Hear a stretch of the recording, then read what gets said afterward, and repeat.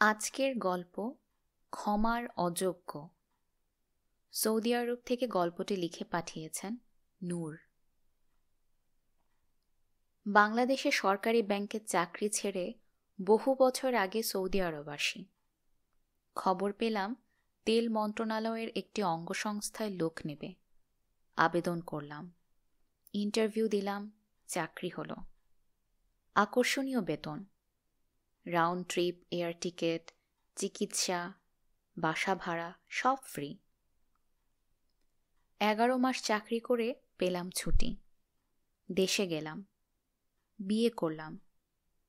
4 মাসের মধ্যে আমার স্ত্রী চলে এলেন দেশ থেকে আমার প্রবাস জীবনের একাকিত্ব দূর করতে। সুখের সংসারে এলো 2টি যমজ ছেলে। সংসারের খুশির বন্যা যেন উপচে পড়ছে। 6 বছর পর এলো একটি মেয়ে সন্তান। মেয়েটির জন্মের 2 মাস পর শুরু হলো উপসাগরীয় যুদ্ধ। বাসা ছিল এয়ারবেসের পাশে। বোমারু বিমান যখন ওঠানামা করত, তখন আমার 2 মাসের মেয়ে ভয়ে গগন বিদারী কান্নায় চেহারা ফ্যাকাশে হয়ে যেত। যুদ্ধের সময় আমি পরিবারকে সময় দিতে পারতাম না, কারণ 18-20 ঘন্টা অফিসে থাকতে হতো।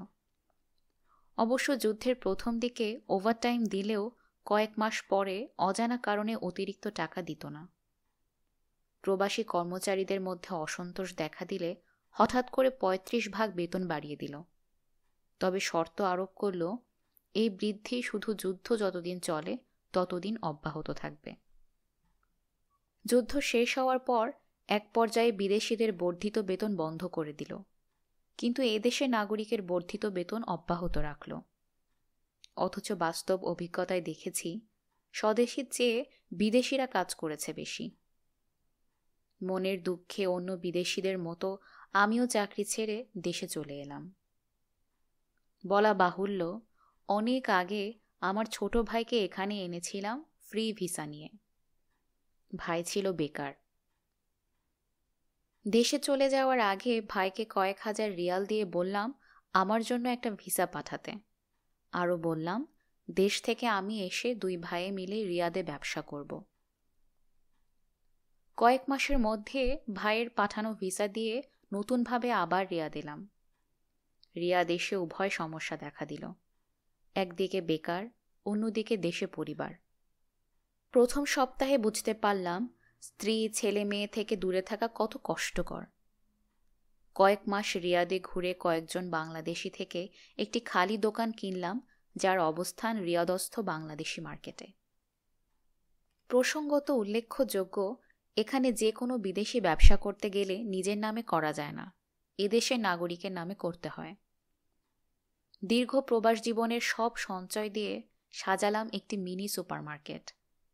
দোকান ভালোই চলছিল। 2 ভাইয়ের স্পন্সর ছিল একই ব্যক্তি। ইতিমধ্যে আমার পরিবারকে আবার আনলাম।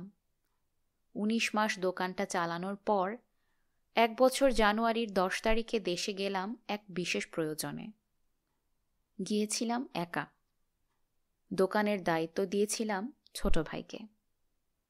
10 দিন পর দেশ থেকে ফিরে এসে পরদিন দোকানে গিয়ে দেখি ক্যাশে অন্য লোক বসা। জিজ্ঞাসা করলাম, ভাই কই? তিনি বললেন, দোকান আপনি কেনার সময় ক্রেতার নামের জায়গায় আপনার ছোট ভাইয়ের নাম দিয়েছিলেন। তিনি দোকান আমাকে বিক্রি করে স্পন্সরকে নিয়ে স্পেন চলে গেছেন, আর আসবেন না সৌদি আরবে। শুনে মনে হলো আমার মাথায় বোমা পড়েছে। যিনি দোকানটা কিনেছেন তিনিও আমাদের স্পন্সরের লোক। স্পন্সরের অফিসে গিয়েও কোনো সন্তোষজনক উত্তর পেলাম না। আমি তর্ক করাতে আমাকে বলল, দোকান ছিল তোমার ভাইয়ের নামে, যার দোকান সেই বিক্রি করেছে, আমরা তো বাধা দিতে পারি না। আমার প্রাইমারি পাস, কম শিক্ষিত এই ভাইকে এত বুদ্ধি কে দিল তা আমার ছোট মাথায় কখনো আসেনি। শুনেছি সে স্পেনে সুবিধা করতে না পেরে ইটালিতে পাড়ি জমিয়েছে। ভাইয়ের সঙ্গে আজ পর্যন্ত দেখা হয়নি। দোকান বাবদ কোনো টাকাও পেলাম না। আমার অবর্তমানে আমার দোকান বিক্রি করে সে যে সৌদি আরব ছেড়েছে তা আমার স্ত্রী ছেলে মেয়ে কেউ জানে না। এত বড় বেইমানি সহ্য করতে না পেরে শরীরে ইতিমধ্যে বিভিন্ন জটিল রোগে বাসা বেঁধেছে। এখন আমার অবস্থা অনেকটা জিন্দা লাশের মতো। আমার পরিবার এখন দেশে। এইচএসসি ফার্স্ট ইয়ারে থাকা অবস্থায় আমার আব্বা মারা যান। অনেক কষ্ট করে বিএ পাশ করি। অনেক ত্যাগ স্বীকার করেছি সৎ মা, সৎ ভাই ও সৎ বোনের জন্য। ছোট সৎ ভাই এখন স্পেনে দেশের বাড়িতে বিল্ডিং করেছে। তারা সবাই প্রতিষ্ঠিত। আমি জীবনযুদ্ধে অনেকটা পরাজিত সৈনিকের মতো। সকাল বিকাল ইনসুলিন নিতে হয় এখন। জানি না আর কতদিন বাঁচব। তবে সৎ ভাইকে শেষ বিচারের দিনে আল্লাহ ক্ষমা করলেও আমি ক্ষমা করব না। গল্পটি এখানেই সমাপ্ত।